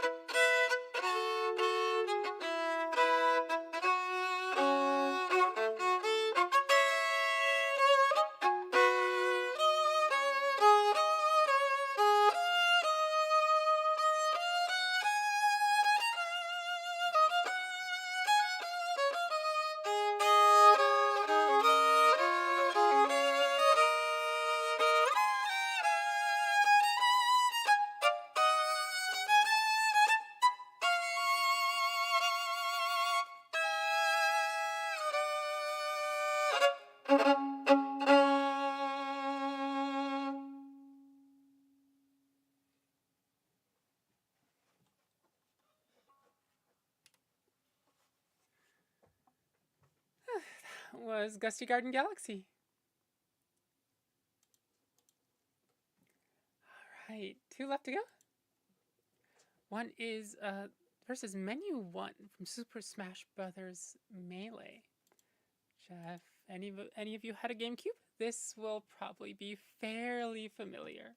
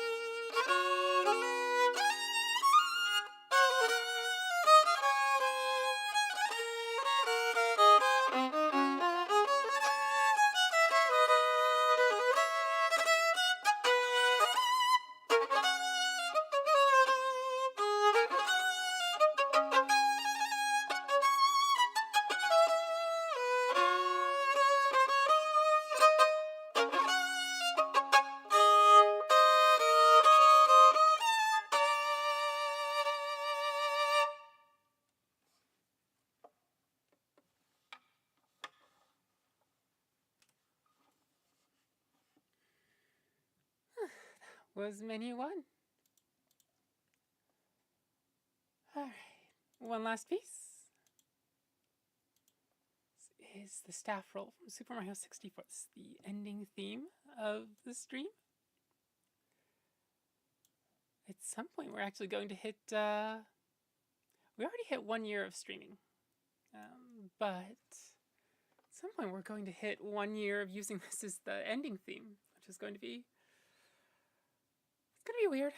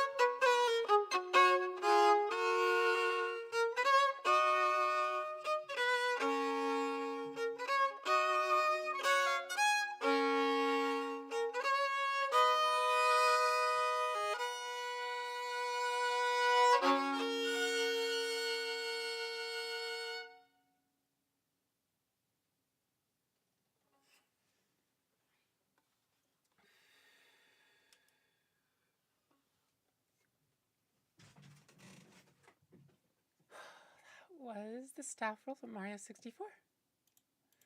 Also the ending theme of the stream. Luna had to step away to deal with some family stuff. What did I miss? Oh. Unfortunately, it sounds like you missed a good chunk of the last few pieces there.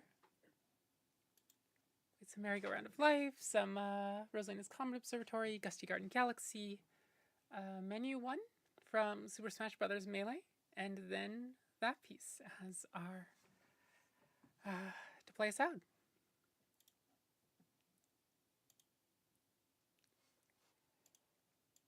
Oh, sorry. Yeah, thanks for everyone that's still here. think... let's see. Probably not going to really raid anyone. Just,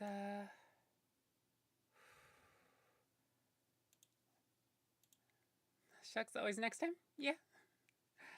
Tomorrow, the day after, similar time of day. Ideally from about 18 hours from now. A little longer stream. I usually go for like 3.5-ish hours, maybe 4. 2 hours something feels a little short. But today we started super late, so going to cut it at a fairly reasonable hour for me, so I can eat dinner, go to bed, and actually get stream going around the time that I actually want to tomorrow. So I will see you hopefully all tomorrow or maybe the day after. Thanks for coming. Night night, sweet dreams, and take care.